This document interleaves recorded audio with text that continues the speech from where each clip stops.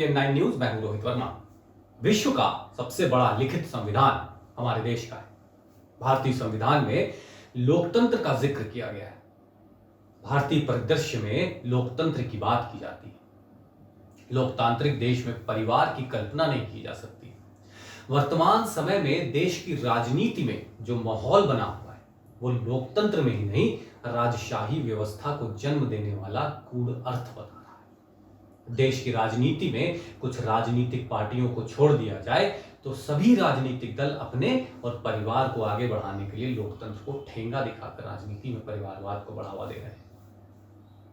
प्रदेशों की क्षेत्रीय राजनीति में जिस तरीके से अपने हित को साधने के लिए परिवारवादी सोच राजनीतिक पार्टियों में हावी हो रही है, वो स्वस्थ लोकतंत्र के लिए ठीक नहीं।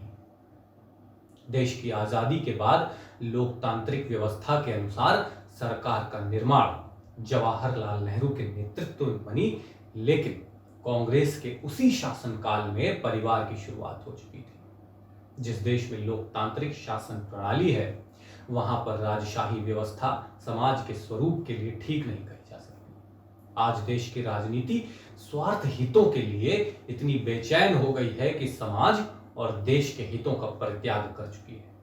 ये राजनीतिक पार्टियां प्राचीन काल की शासन प्रणाली को अपनाने की मोहताज हो चली है। जिस शासन व्यवस्था को निरंकुश शासन माना जाता हो वो वर्तमान परिदृश्य में देश के हित में कैसे हो सकती है। आज देश की अधिकतर पार्टियों में परिवारवाद अपनी पैठ जमा चुका है। बात बिहार की कर लेते हैं क्योंकि बिहार 2020 चुनाव है। यहां इस बार कितना परिवारवाद है। बिहार की राजनीति में परिवारवाद का एक नया चेहरा हमारे सामने आया है। बिहार विधानसभा के मौजूदा चुनाव में 3 जोड़ी ससुर दामाद भी उतरे हैं। सभी जगह अलग अलग विधानसभा क्षेत्रों में किस्मत आजमा रहे हैं।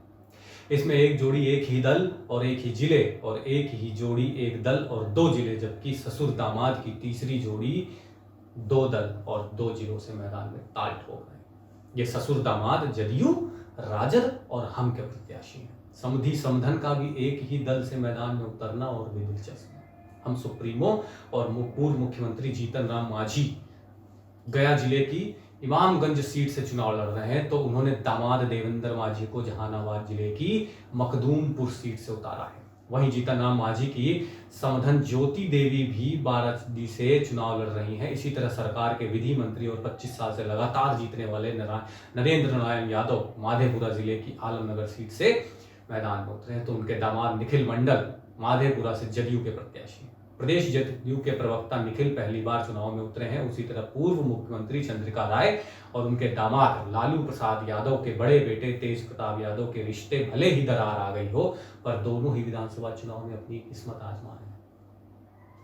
चंद्रिका अपनी पुरानी सीट परसा से जदयू से मैदान में है, तो उनके दामाद तेज प्रताप यादव के राजद से समस्तीपुर के हसनपुर से उतरने के आसार हैं। एक ही दल से एक जोड़ी पति पत्नी भी जनता की अदालत में उतरे। जदयू के टिकट पर विधायक कौशल यादव नवादा सीट से, तो उनकी पत्नी पूर्णिमा देवी गोविंदपुर सीट से मैदान में। 2015 के चुनाव में पूर्णिमा कांग्रेस के टिकट पर जीती थी। 2 चचेरे भाई भी 2 दलों से उतरे हैं। जदयू के टिकट पर ओबरा से सुनील कुमार, तो गौह से राजद के सिंबल पर थीम कुमार सिंह मैदान में। थीम पूर्व विधायक स्वर्गीय रामनारायण सिंह के पुत्र हैं, तो सुनील उनके भतीजे हैं। 1.5 दर्जन से अधिक नेता, पुत्र, पुत्री, पत्नी और बहू मैदान में बिहार विधानसभा चुनाव 2020 में बड़ी संख्या में नेता, पुत्र, पुत्री, पत्नी और बहू मैदान में अपना भाग्य आजमाने उतरे। प्रायः सभी दलों ने ऐसे प्रत्याशी दिए हैं जिनका संबंध राजनीतिक परिवार से है। इसमें बहुतेरे हैं जिन्होंने चुनावी टिकट अपनी मेहनत पर नहीं बल्कि राजनीतिक विरासत की वजह से पाए हैं। मौजूदा चुनाव में दोनों प्रमुख घटकों महागठबंधन और एनडीए की ओर से पहले चरण में कई नेताजी के बेटे, बेटी, बहू और पत्नियों को मैदान में उतारा गया। कुछ ने कानूनी मजबूरी से अपने आश्रित को राजनीति में उतारा है, कुछ ने अस्वस्थता और अधिक उम्र की वजह से, तो कई अपने रहते बेटे, बेटी को राजनीति में स्थापित करने की मंशा। कांग्रेस ने अपने 2 वरिष्ठ विधायकों सदानंद सिंह और अवधेश कुमार सिंह के आग्रह पर मैदान में उनके बेटे को उतारा है। शुभानंद सिंह कहलगांव, तो शशि शेखर सिंह वजीरगंज से चुनाव लड़ रहे हैं। पूर्व विधायक आदित्य सिंह की बहू नीतू कुमारी हिसुआ, तो पूर्व मंत्री दिलकेश्वर राम के पुत्र राजेश राम कुटुंबा से उतरे हैं। भाजपा ने पूर्व सांसद दिग्विजय सिंह की पुत्री श्रेयसी सिंह को जमुई से प्रत्याशी बनाया है। भाजपा नेताओं की दूसरी पीढ़ी के रूप में संजीव चौरसिया, नितिन नवीन और राणा रणधीर सिंह फिर मैदान से उतरे हैं। भभुआ सीट से रिंकी रानी पांडे भाजपा के टिकट पर मैदान में है। वो पूर्व विधायक स्वर्गीय आनंद भूषण पांडे की पत्नी है। जदयू में पहले चरण के चुनाव में अमरपुर विधायक जनार्दन मांझी के पुत्र जयंत राज अमरपुर से पूर्व सांसद जगदीश शर्मा के बेटे राहुल कुमार घोसी से उतरे। राजद की करें तो इस दल ने राजवल्लभ यादव की पत्नी विभा देवी को नवादा और अरुण यादव की पत्नी किरण देवी को संदेश से टिकट दिया है। दोनों दुष्कर्म मामले में दागी हैं, पर राजद ने उनकी पत्नियों को अपना उम्मीदवार बनाने से कोई परहेज नहीं किया। प्रदेश अध्यक्ष जगदानंद सिंह के पुत्र सुधाकर सिंह रामगढ़, पूर्व केंद्रीय मंत्री कांति सिंह के बेटे ऋषि सिंह ओबरा, पूर्व सांसद शिवानंद तिवारी के बेटे राहुल तिवारी शाहपुर से, पूर्व सांसद जयप्रकाश यादव की बेटी दिव्या प्रकाश तारापुर, तो भाई विजय प्रकाश जुमई से मैदान में उतरे हैं। इन राजनीतिक दलों की स्थिति उस गृहस्थ जीवन जैसी है जो वर्षों परिश्रम कर मकान, दुकान, जमीन और जायदाद बनाता है।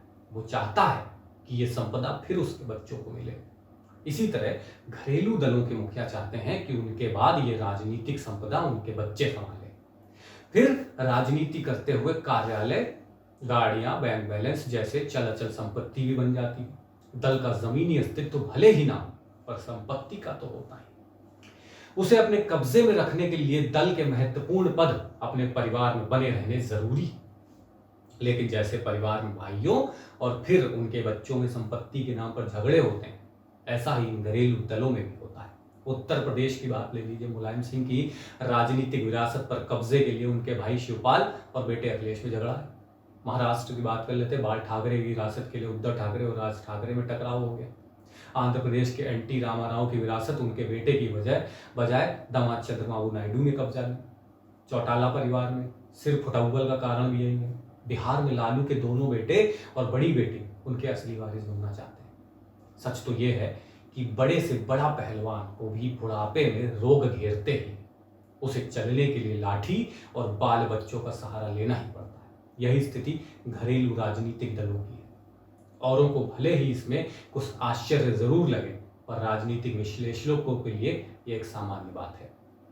अगर आपको ये वीडियो पसंद आई है तो लाइक करें और कमेंट करके हमें जरूर बताएं। नमस्कार।